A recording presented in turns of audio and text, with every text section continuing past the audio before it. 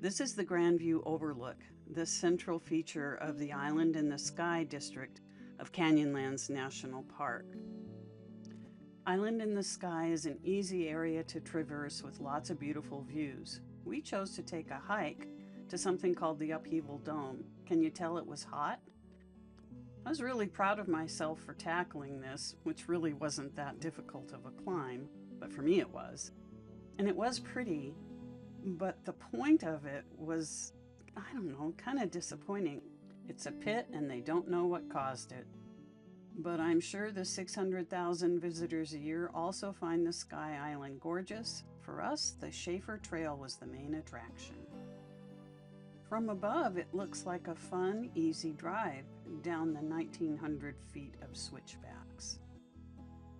But I didn't really know what vertigo was until we started down the hill. Watching these cars brings to mind, I don't know, playtime music for kindergartners. Ha! No. The Shafer Trail was originally formed by ranchers and then expanded by uranium miners, common in Utah.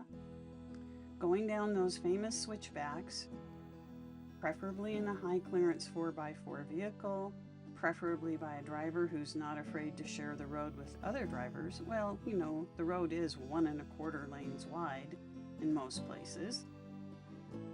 And definitely by people who don't rely on the psychological comfort of guardrails.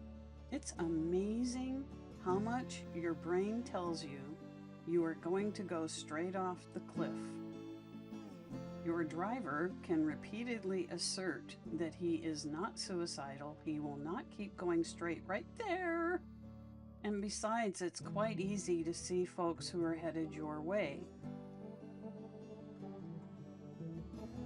See what I mean about guardrails? I mean, really, see what I mean about guardrails? Holy crap. It's been 3 months since we did this. 3 months of dreading making this video, to be honest. And it still gives me shivers. By the way, this is a good time to tell you that most of the video of us driving has actually been sped up by, I don't know, double. So like we were going half this fast. So I suppose I'm embarrassed that I was afraid, but oh hell. In between panic, I did notice that the walls were stunning and highly varied in color and shapes. Hello, Bronco. Okay, we made it down the switchbacks. Toward the end of this valley, you take a left onto the Potash Road. From here on, it wasn't scary at all.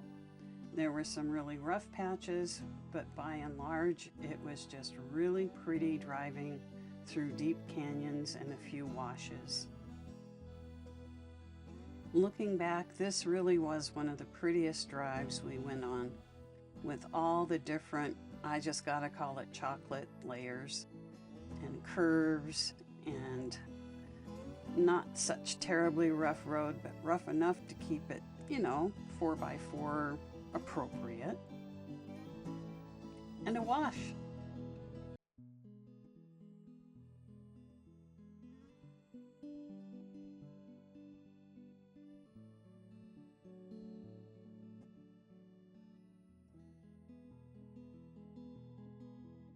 A little way down the Potash Road, there was actually a restroom. And like all the ones we came across in this area in the national parks, it actually smelled good.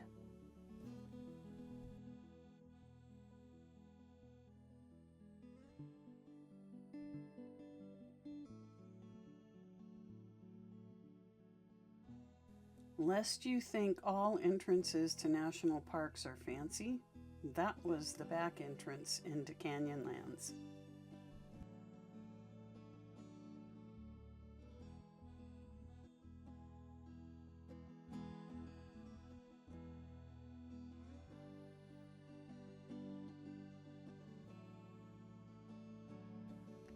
Speaking of the back entrance, here come some folks now.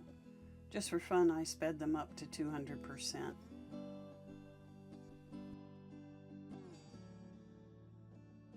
This was the first time we had to follow people all day.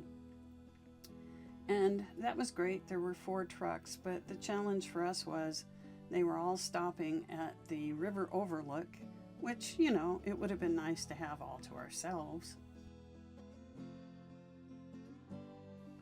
Being from the Northwest, I just have to retrain my mind not to expect a blue river. Not complaining, just observing. Okay, so how surreal is this? After the Brown River, we came across this seeming lake, but there were no waves in spite of there being wind. Very confusing.